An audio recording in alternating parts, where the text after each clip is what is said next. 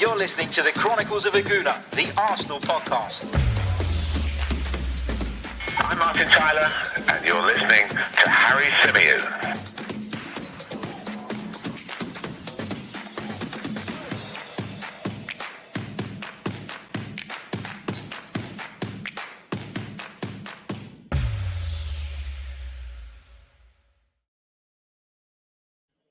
Hello and welcome back to another live edition of the Chronicles of a Gooner, the Arsenal podcast brought to you by 90 Min. As ever, I'm your host, Harry Symeou, and on this edition, we're going to be discussing the Martin Odegaard rumours. We're also going to be reacting to Mikel Arteta's latest press conference in which he discussed a number of topics. He discussed the transfer window, our plans for that. He discussed the future of Balogun, what's going on with Emile Smith-Rowe's contract. He talked about the possibility of Arsenal bringing in a left back and plenty more. So we'll be digging into all of that during this evening's live stream. A big hello to those of you currently watching us on YouTube, because I know many of you have been in the comment section for a little while. So thank you for your continued support. Thank you to everyone watching us on Twitter, Facebook, Twitch, wherever you might be. Thank you for being part of the Chronicles of a Gooner family. Don't forget, if you haven't already, hit the like button on the video. It does really, really help. And if you haven't subscribed to the channel already, well, make sure you do, because we are closing in on 11,500 subscribers on our YouTube channel alone. And we'd like to get there as soon as possible. So if you haven't already, make sure you hit that button. Also, a quick plug for our transfer special, which we put out yesterday with Fabrizio Romano. I know most of you have probably seen it, but if you haven't, if you're catching us for the first time in a few days, head back to that one. You can find it on YouTube, of course, and on all major podcast stores. So thank you for all your support in that as well. Had lots of positive messages off the back of that one.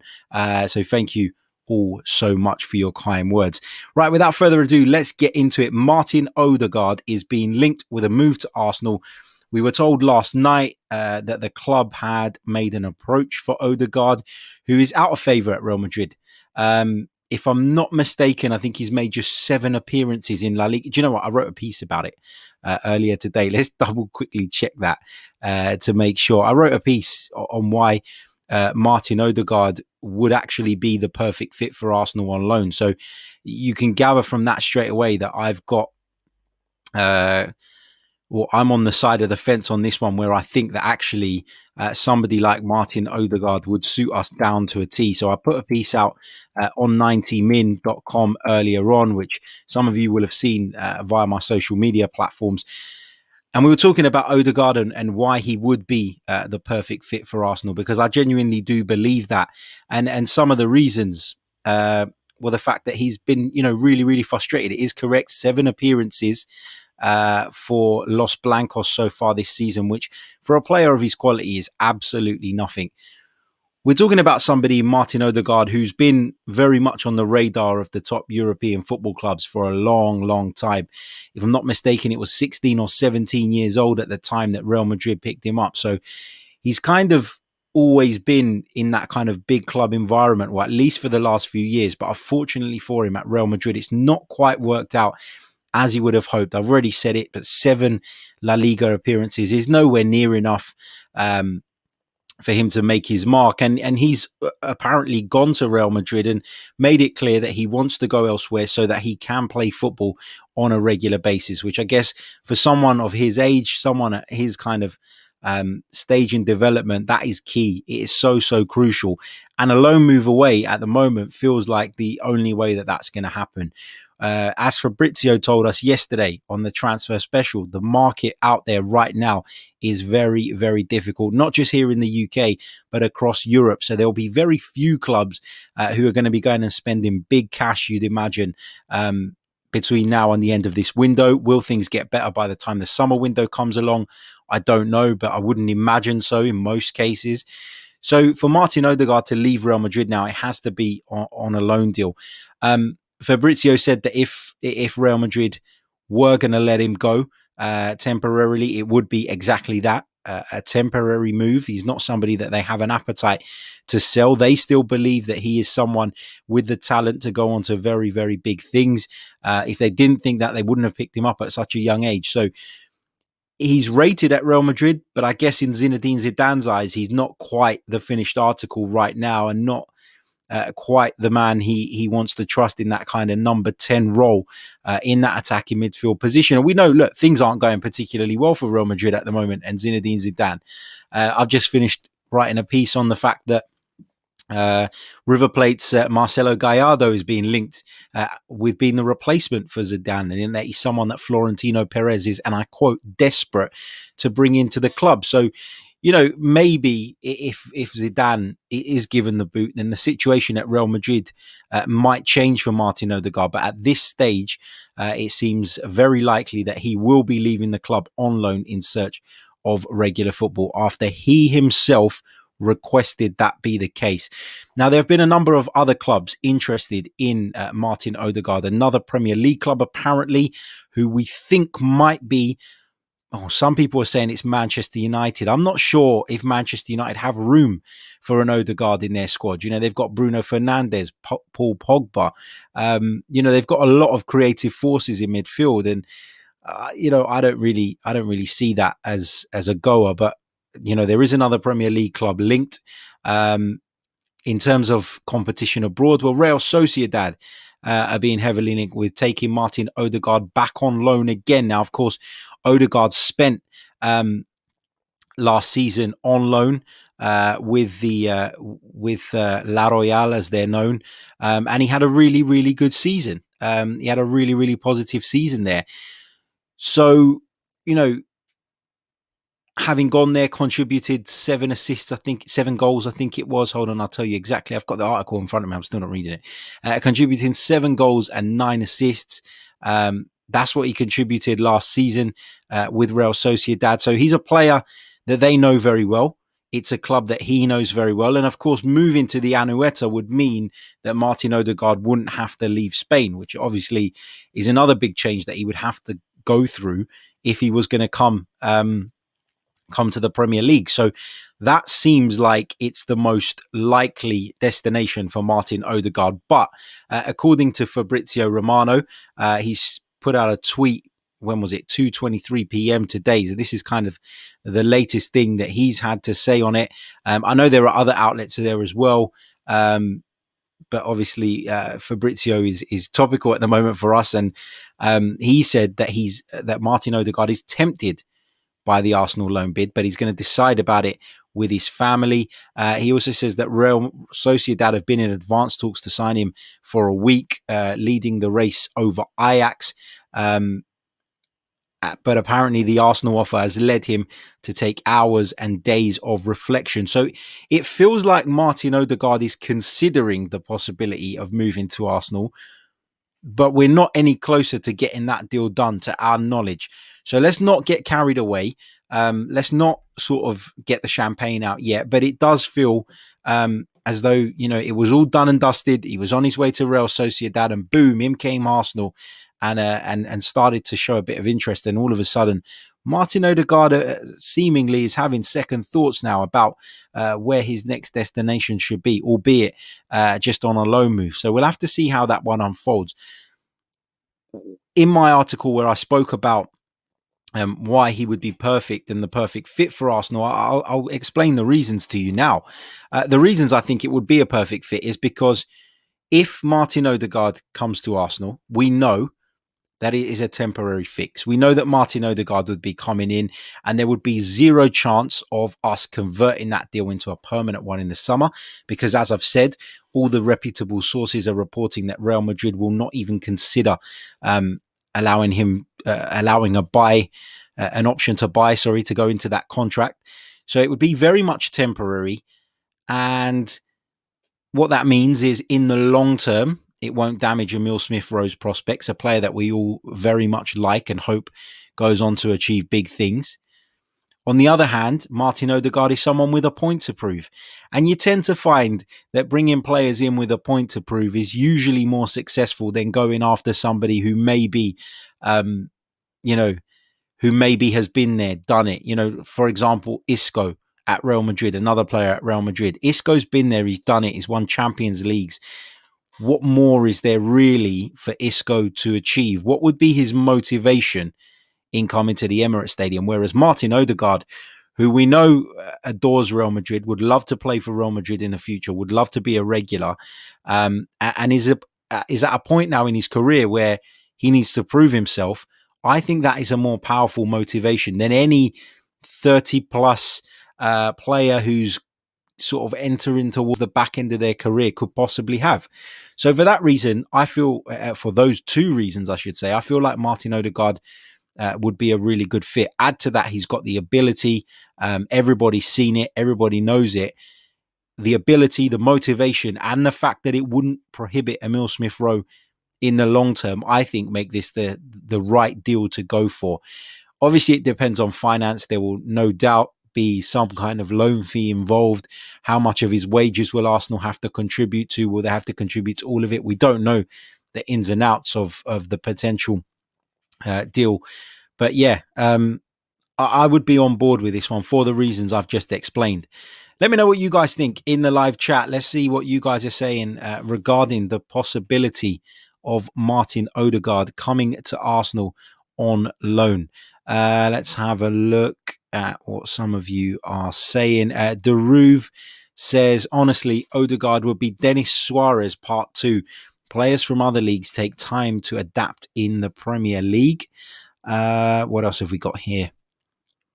Rob Balding says, as long as Emile Smith-Rowe is still the first choice, I wouldn't mind Odegaard. Look, I think we all accept and we all acknowledge and we all kind of see, don't we, that Emile Smith-Rowe has the talent to go on and play that position for Arsenal for many, many years to come. But there are concerns about A, his fitness, his ability to stay fit, and B, there is no other player in the squad, as we've seen, particularly now that Mesut's off, that fits that same profile, as in somebody who is an out-and-out number 10. People talk about Joe Willock playing there. For me, Joe Willock is not a number 10. Joe Willock is a bit more of an Aaron Ramsey, someone that prefers to start that a little bit deeper, but then has that ability to make those runs into the penalty area and impact games that way. But we've all seen with him that he's just not up to standard. And that's the harsh reality of it. He's not at the level that we need. So, can you rely solely on Emile Smith-Rowe every week? Can you rely on him in a season where the fixtures are congested the way they are to play week in, week out?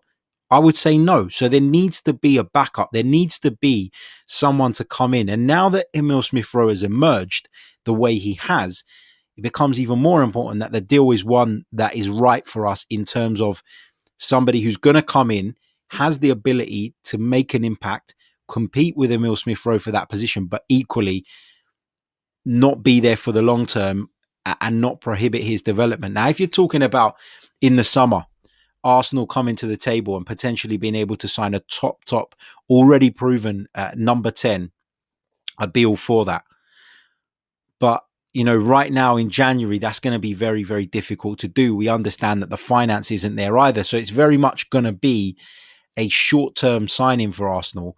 And so why would you want to go and spend an absolute fortune on someone if you could potentially do a deal like this, whereby Odegaard benefits, whereby Real Madrid benefit because their asset is going out and he's playing football and he's getting better and he can show what he can do. And of course, for the player, it gives him the opportunities. It just suits all parties, this kind of deal. I understand why people want to see Emile Smith-Rowe as the first choice. And I think in the longer term, that will certainly be the case. But I am still wary of relying too heavily on Emile Smith-Rowe because he will go through a bad patch, as all young players do. And he will, at some point, break down with an injury or some kind of fitness issue. So, you have to consider those things. Right now, we're so heavily reliant on his creativity that I dread to think what would happen if he wasn't around.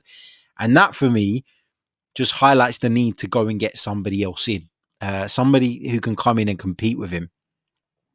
Let's see what else you guys are saying. Matt G, one of our members, says, I'd love us to sign him, but can't see it happening. I don't want to get my hopes up. Wes Bird, another one of our members, says, think this would be a really smart move that wouldn't impact on Emile Smith-Rowe's development and would create strong competition. We would have the depth in the squad to rotate. Completely agree with that. Omar says, I don't think it will happen, to be honest. Robin has suggested that the other Premier League club might be Leicester. I did read that earlier on, but I'm not entirely sure how accurate that is.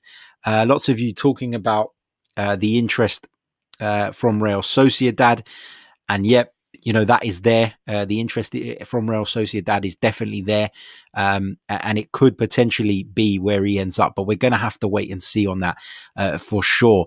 Let's go over to some more of your comments. I'll just share that tweet on the screen again for those of you who are joining us a little bit later. Martin Odegaard is tempted by Arsenal loan bid, and he's going to decide together with his family. That is according to Fabrizio Romano. He also said that Real Sociedad, are in advanced talks, so they seem to be a little bit further down the line. But he does mention that Arsenal interest has caused Odegaard to have second thoughts and has caused him a period of reflection. So what does that mean? We're going to have to wait and see. Let's go back to the live chat. Dominic Harry says, is there going to be a 90-min live? Not today, mate. There's one in the diary for tomorrow.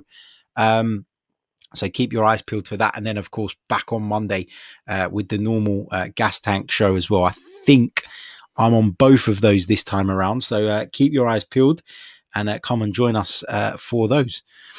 Right, let's move on to Mikel Arteta's press conference today. Now, Mikel Arteta faced the media ahead of the game against Southampton in the FA Cup. But of course, as you can imagine, given the recent departures, given the links that we are,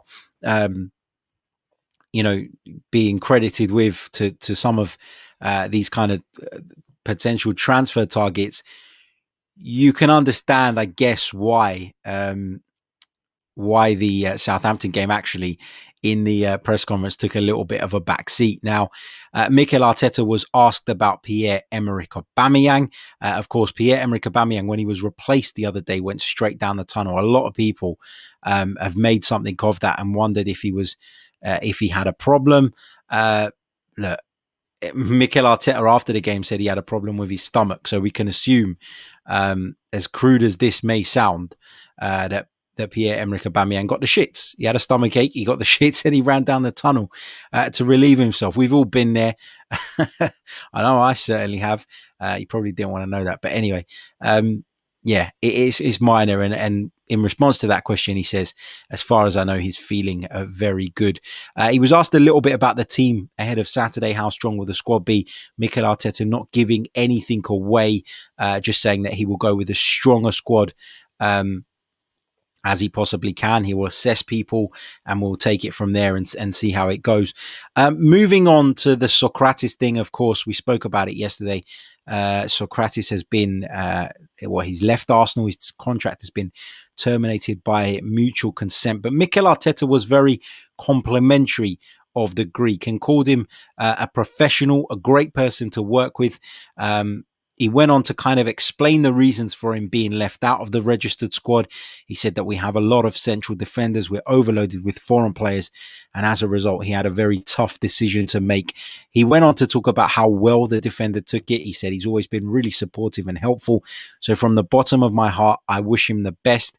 It's been a pleasure to work with him and I wish him the best for him and his family. So Mikel, very, very complimentary of Socrates.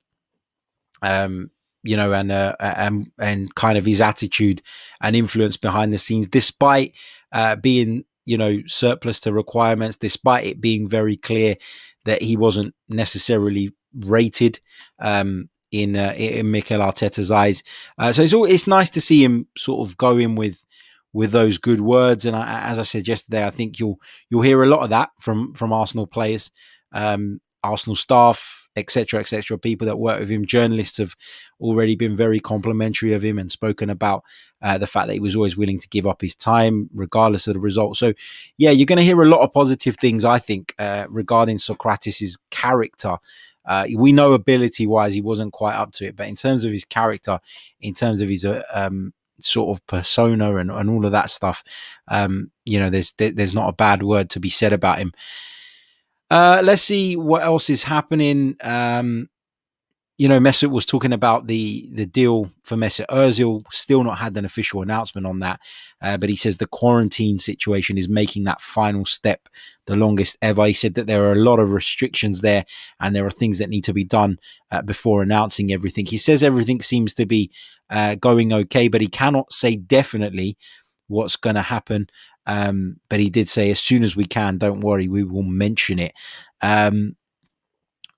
He was kind of asked a little bit more about Mesut Ozil, wasn't he, on why the decision had to be made, why it was a necessary decision, using Mikel Arteta's quote right back at him.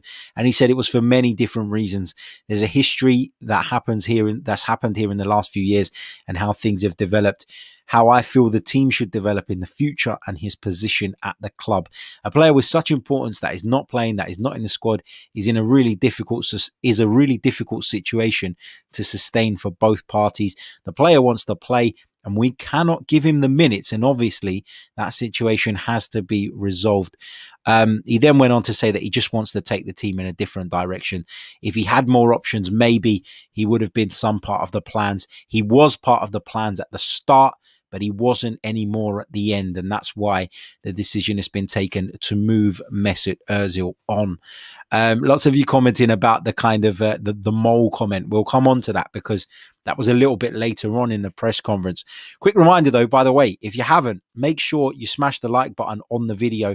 It is so important in terms of growing the channel, in terms of getting those videos pushed up the rankings and getting as many people's eyes on the Chronicles of a Gooner as possible. So please, if you haven't done it already, make sure you do.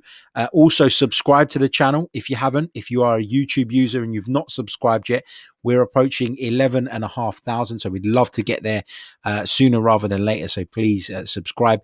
And of course, you probably noticed lots of lovely people in our chat with the wonderful little icon next to their name. That is because they are members of the Chronicles of a Gooner YouTube channel. They're helping support me in terms of bringing you guys more and more informative content, high quality content. So if you'd like to support the channel in any way, then please, if you've done all the like stuff and all of the subscribing and all of that jazz, if you're interested in supporting us via the membership scheme as well, then please click the link in the description, which will take you to a landing page. It will detail all the different tiers available, what comes with each one, and you can decide which, if any of those, appeal to you. And we'd look forward to welcoming more of you into our Chronicles of a Gooner membership family.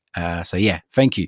Right, let's carry on with the press conference. I'm not going to touch on the FA Cup bits too much. The Theo Walcott stuff, didn't find that very interesting. I think it's all clear that we only want to hear about transfers right now, and the potential situations of some of our players who could be leaving sooner rather than later. We've been talking about Martin Odegaard. Mikel Arteta quite simply wouldn't. He was asked the question on the Norwegian, but Mikel Arteta said he will not comment about players that play for different clubs. So keeping his cards very close to his chest there. He was also asked about the talk of a new deal for Emile Smith-Rowe. There's been reports saying that Arsenal are set to offer Emile Smith-Rowe a new deal, a new bumper contract that would see his pay increase significantly. Now, this is not a matter of major urgency in terms of the player potentially leaving. Now, Emile Smith-Rowe is not earning anywhere near what some of the other first teamers are earning, and that is why there is an appetite to try and incentivize him, or to try and offer him an incentive that will see him stay at the club for as long as possible.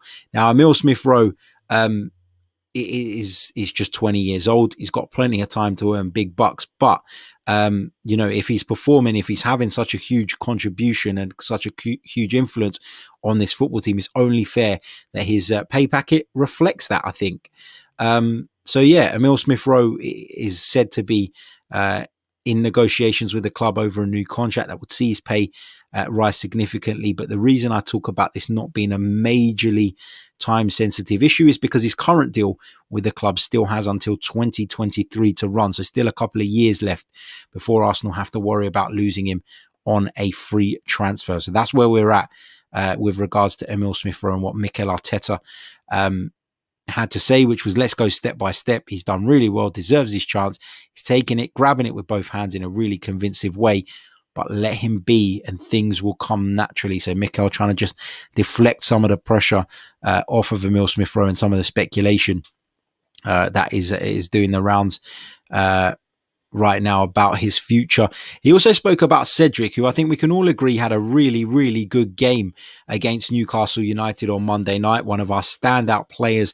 And during a season where Hector Bellerin's performances have been quite hit and miss at times, I think this was a bit of a stark reminder that actually we still do, even if Hector Bellerin is not at the top of his game, have a very competent fullback in Cedric Soares. Now, Mikel Arteta, when the player first joined the club, spoke of his attacking ability, and he said this when he was asked whether Cedric could challenge Bellerin for that right back spot on a permanent basis. He said, yes, since he joined us, he had various injuries and some difficult times. It took him a bit of time to adapt to get completely free, and now the chance is to play. The best thing with Cedric is the way he takes his profession, the way he trains, the way he prepares himself. So every time we've had to use him, he was always ready. He's always fit to compete, even when not playing for many parts of the season. When he had to play 120 minutes, he was completely ready. And the other night, I think he had a really good game. So very complimentary again of Cedric. And as I always say, competition within the squad is certainly healthy. He was also asked about the left-back situation. Now, of course, Arsenal allowed Sead Kolasinac to leave the club and join Schalke on loan for the remainder of the season. Now, I think a lot of us will agree that Sead Kolasinac wasn't everybody's cup of tea, but we have left ourselves short in terms of natural cover for Kieran Tierney. We saw Ainsley Maitland-Niles playing that position in that game against Crystal Palace, in which he was dreadful, and that's putting it politely. So there are concerns about Arsenal in that left back position, and what would happen in the event of a Kieran Tierney injury. Mikel Arteta admitted that Arsenal were a little bit short in that area now. He said with the departure of Kola, we're a little bit short of a left-footed fullback at the moment. He did go and say we can use Ainsley there, we can use Bukayo there, and we can use Cedric there. We have some options, but a natural option to Kieran, obviously we don't, but we can adapt. That was Mikel Arteta's words. You know, for me, Bukayo Saka's playing so well in that more advanced role right now. The last thing I want to see is, in the event that Kieran Tierney was unavailable, him being pulled back, into that position. I just don't want to see it. I think he's been so key at the other end of the pitch now. I feel like it would just be taking so much away from our attacking side of the game. Do you trust in Pepe to deliver? Do you trust in Willian to deliver in the event that Saka had to go back to left back? Yes, Martinelli's available now, but he likes to play from the left, as does Oba. I just think Saka on the right works so well right now. The last thing I want to see is him being forced back into that left back position. It's, for me, I was scratching my head as to why Cedric wasn't playing at left back in the first place, because he is an experienced fullback, and I know he's not playing with his stronger foot, but just like Ainsley Maitland-Niles. But in the difference between the two is that Cedric is far more experienced playing that role than Ainsley Maitland-Niles is, and perhaps he would have adapted to it a little bit better. But having said that, hindsight is a wonderful thing. Ainsley has done the job quite well in the past, so I don't. Hindsight is a wonderful thing, but Mikel would have had no reason, I don't think, to believe that Ainsley wasn't capable of doing it. He just didn't perform on the night, and that is why these questions have come up about him. Following his comments about the left back, he was asked whether that means Arsenal are looking for one in this transfer window. And he says it means that the option is open. We'll be looking to see what is available. And if you watch the transfer special with Fabrizio Romano last night, one of the key words he constantly used when discussing Arsenal and their transfer business was opportunity. If the right opportunity comes along, Arsenal will take it. Arsenal will be ready. And that is very much where we find ourselves. That is very much where the whole transfer market finds itself at the moment. There will be clubs that still have the power to go and spend, but there will be a lot of clubs in a similar boat to us who will be looking for opportunities, between now and the end of the month to get deals done that will strengthen them. But if those opportunities don't come along, perhaps they'll be a little bit less proactive in terms of going out there and actively trying to bring players in. So I think it was described by Fabrizio as phase one of the transfer window for Arsenal, which has been moving people out. We've moved Ozil out, just waiting official confirmation on that, but it's all but done. We've moved Kolasinac out. We've moved Sokratis out. So now it is very much a case of focusing on the incomings, if there are going to be any. I still wouldn't be 100% sure that we will go out and bring someone in. I think the most important thing to do in this window was to start clearing space for the summer. We can all agree that the summer is going to be more important. We can all agree that the summer is where you would hope Arsenal will do some serious business. But again, you have to take into consideration the impact of the pandemic. You have to understand that financially we're in a bit of a pickle, as are many football clubs right now. So even in the summer, I'm not expecting massive things. But sometimes you can do some very smart business without necessarily breaking the bank. And I want Edu and Arteta to prove that now. Now that they have control, now that they have the reins, I want to see that happen. I want to see Arsenal almost throw it back to 1997, where Arsene Wenger came in and started picking out gems that people didn't really know of and took advantage of clubs that were in probably much weaker financial positions, etc., etc. So I want to see Arsenal be smart. I want to see Arsenal be shrewd in the transfer market. And but having said all of that, I don't think it's gonna. I don't think it's going to be anything major in terms of finances. Not now, not in the summer, unless something changes that makes me feel otherwise. It's going to be about bringing in the right people and trying to identify people that can come in, but also not be too big of a drain on the resource. Andrea says, Harry, do you expect more departures between now and the end of the window? No, I don't think Shkodran Mustafi will leave. I know there's been talk of that. I know that Fabrizio mentioned it could happen, and he predicted it probably will between now and the end of the window, but I don't see it. I don't see it. That's my opinion, though. I think that we're going to end up keeping Mustafi until the end of the season and see where we go from. Well, we know where it's going to go from there. He's going to leave. His contract comes to an end. He's not signing a new one. It's as simple as that. But in terms of whether I think that will happen between now and the end of the month, I just can't see it. Time is running out, and I don't see Shkodran Mustafi leaving. I think that with Sokratis is a little bit different because Arsenal had tried to move him on.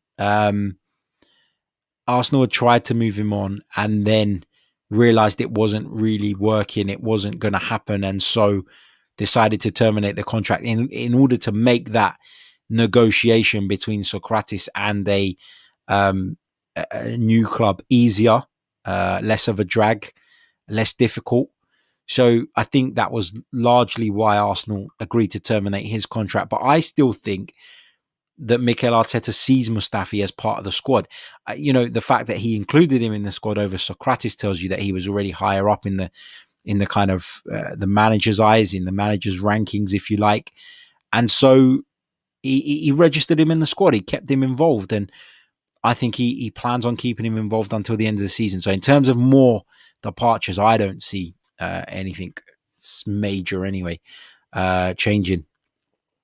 Let's move on to Balogun. He was asked about whether Balogun's kind of lack of involvement of late is with regards to the contractual situation. And he denied that. He said no straight away, Mikel Arteta. He said he just wants to convince him that he has a future with the club and not send the opposite message. Before he wasn't training with the first team. We changed that. He's showing a real hunger and desire to be with us. We're trying to get something done because we want him to stay, but we have to go step by step.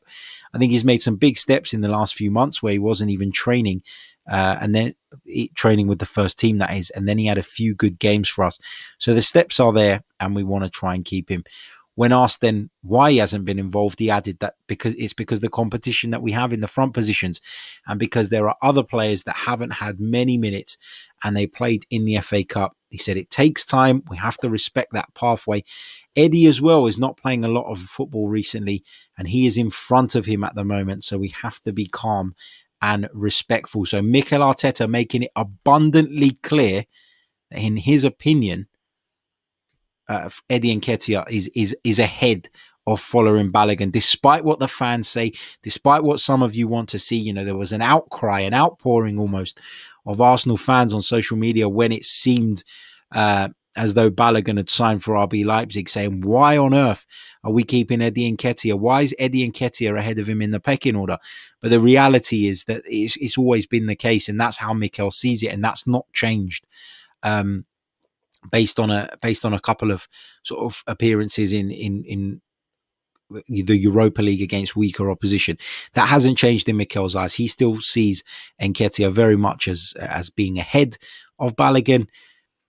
You know, the longer this drags on, the more you worry that the player is going to walk away on a free transfer. But equally, if his demands are high, and I'm not just talking about financially, I'm talking about his demands in terms of game time, are something that Mikel Arteta, or is something that Mikel Arteta thinks is unreasonable or something that he can't fulfill, then let him go. As I always refer to this tweet from James Cook, where he said he could either be the next Thierry Henry or he could be the next Chuba Akpom. That is absolutely spot on. It's absolutely spot on. We don't know what the future holds. And as I always say, potential means nothing unless you fulfill it. There you go. Just finally from the press conference today, the kind of other big bit that has kind of made some headlines and made some waves was regards to the mole at Arsenal Football Club. Now, Mikel Arteta said during the time where there were a lot of negative stories coming out of the Emirates Stadium with regards to players scrapping on the training pitch, discontent behind the scenes. He said that there was a mole in the club and he was going to make every effort to find out who it was. He was asked if he had identified the mole, to which he responded, I have a sort of an idea, yes. And then he was asked, was that related to the players who went out this month, i.e. was it one of them that you've identified as the mole? And he said he will not comment on that. I think a lot of people will be pointing to Mesut Ozil here as the primary suspect. And you know, it's a I guess an understandable conclusion to come to, but of course we don't know for sure. But for Mikel to kind of hint that he did find out who he was and Mesut's going and all of that, you know, you put two and two together. You know, maybe it was him, but we don't know for sure. I'm sure at some point in the future, more will come out about this whole Ozil debacle and how it's all ended for him. Some of you in the chat saying that it was Ozil's agent, and Ozil's got to tell him for that to get to the agent. You know, we're going to have to find out. We're going to have to hold tight on that one. I'm sure in the future there'll be a little bit more of an indication as to what exactly has gone on there. But Mikel Arteta claims that he has an idea about who the mole has been at Arsenal this whole time. Interesting stuff from Mikel. Right, we've come to that point in the show where it's time for you guys to chuck your questions in the chat box. Get them in now, and I will come to as many of those as I possibly can between now and the end of the stream.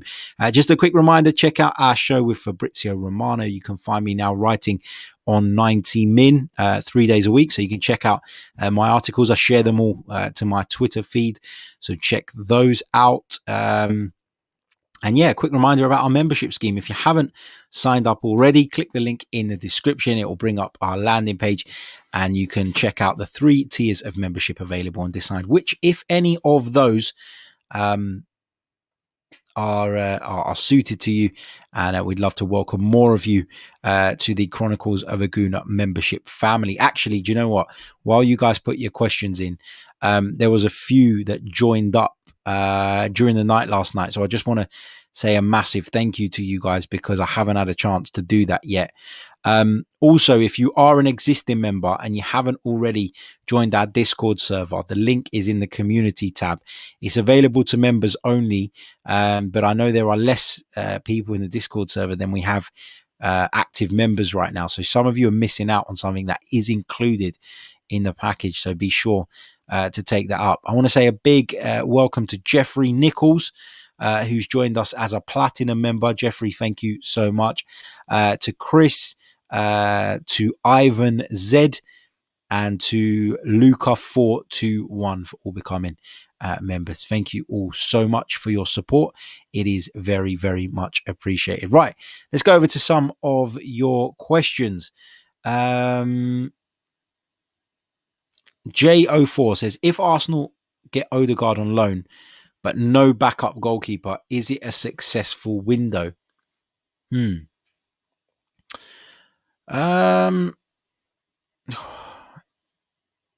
Difficult one because I think there are two positions for which we have equal need right now, and those are the two: the central attacking midfield player and the backup goalkeeper.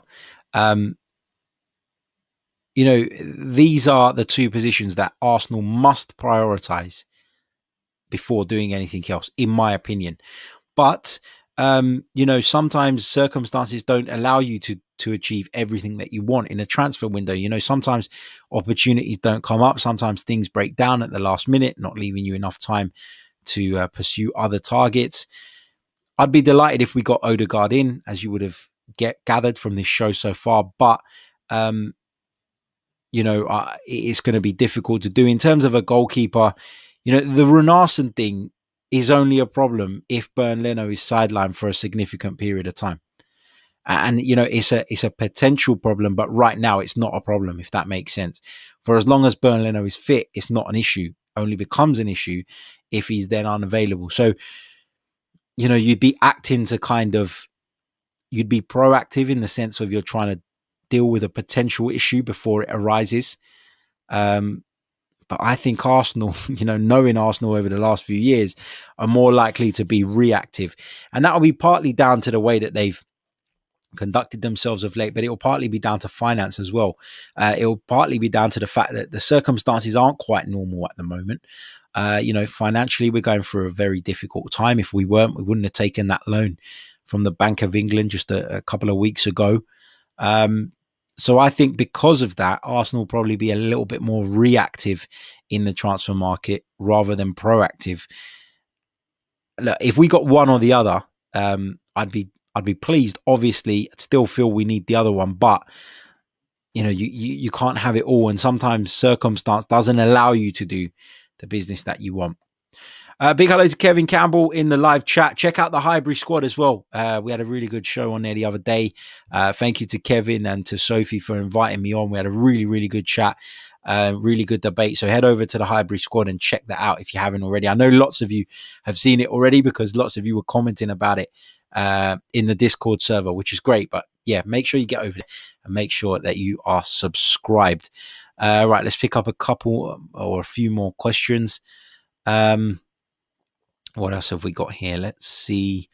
I saw a good one. Gooner, one of our members, says, Harry, do you think there is an argument that an Isco type of player and the experience he would bring would be better for Emile Smith-Rowe's development in the longer term than that of an Odegaard? It's a really, really valid and good point. I really like that. Yeah, there is an argument to be made that someone who's been there, done it, achieved it, like Isco, would be able to help Emile Smith-Rowe along his way and help him enhance his game. But if bringing someone like Isco in means that Emile Smith-Rowe doesn't play, then it can have a counterproductive effect as well. So there's two ways of looking at that, but it's a really good point, and he would have, people will hate me saying this because, they he's gone and they're done with him now and they don't want to hear it spoken about ever again. But Emile Smith-Rowe would have learnt an awful lot from training with Mesut Ozil. And in terms of, his position, yeah, I think it would help to have a more experienced specialist in that role to help him to pick up things. But equally, as I say, if it is with the kind of side effect of Emile Smith-Rowe's game time being less, then it could be a bit of a hindrance as well. But it's a really good point and one that the club certainly certainly need to consider. Indigeno says, if Ozil was to blame for being the mole, what would that do to his legacy at the Arsenal? To me personally, it wouldn't do a great deal to it. I mean, for me, he was a very good player most of the time, did have bad spells, did have times where he didn't turn up. I think that the biggest crime with regards to Mesut Ozil is that Arsenal never built a team strong enough to give him the platform that he needed to really showcase what he could do. But, that's been a gripe with Arsenal for years and years now. And we were up in arms when Alexis Sanchez went because his contract was coming to an end. Then we all celebrated Mesut Ozil being given a contract. And then, a couple of years down the line, we were all shouting at the club and throwing mud at the club because the club had given him that contract. So you can't, hindsight is a wonderful thing. I like to try and put that kind of stuff to one side because I think there were faults on both sides, which is why I've not been harsh on Mesut Ozil in the eyes of a lot of you, because I do think that the issue was two ways. In terms of what it does for his legacy, for me, nothing, because for me, I look at the football and that's my main thing. And I think that, as I said, everything that occurred afterwards behind the scenes was a byproduct of two parties not conducting themselves properly. So it's difficult to pin the blame on solely on one or the other, I think. What else have we got here? Omar says, likelihood of Odegaard joining us, bearing in mind we only have 10 days to pull it off. I'd say it's about 50-50 at the moment. In terms of my guess. Of course, I'm taking into account the time remaining in the transfer window, but I'm also taking into account the fact that there are other clubs in the running and other clubs who are said to be ahead of us in that running right now. Right, let's see what else you've got. Neil D'Souza says, big up, Harry. We should hire Leicester scouting team. Yeah, they've been brilliant. They've been really good. They've done some really good business over the years. Brought in some really, really top players, and it's reflected in Leicester's league position. They're well above where they should be. They're punching well above their weight at the moment. There's no doubt about that whatsoever. Right, that brings us to the end of this live edition of the Chronicles of a Gooner. Hope you've all enjoyed it. Thank you so much for tuning in. Remember, before we go, hit the like button on your way out. Subscribe to the channel if you haven't already. And if you want to become a member of the channel, click on the link in the description for more information or to sign up. We'll be back tomorrow with some more Arsenal-related content. We'll be bringing you a couple of shows tomorrow. We'll be talking a little bit about transfers on the one, and we'll be looking ahead to that game against Southampton because it's the early kickoff on Saturday. So 2 shows coming your way tomorrow. Stay tuned. We'll be back then. Until then, take care. Stay safe. All the best.